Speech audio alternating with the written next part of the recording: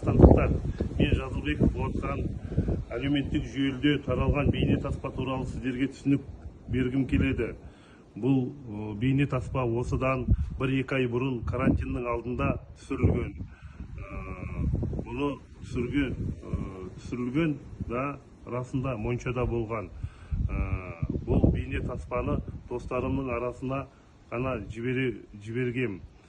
Бұл бейне таспа өзіміздің достардың арасында группа болған. Ол группа объединенная пивная группа деп атадық. Мен соны қысқартып ОПГ деп айттым. Соны түсінікпен қарауларыңызды сұраймын.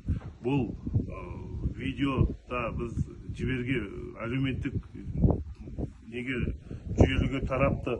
Онда Қазақстанға біз бір неміз жоқ, бір мақсатымыз жоқ, осыны бір Қазақстанға таратайық деген белгісіз бір себептермен осы тарап кетіпті. Соны түсінікпен қарауларыңызды сұраймын.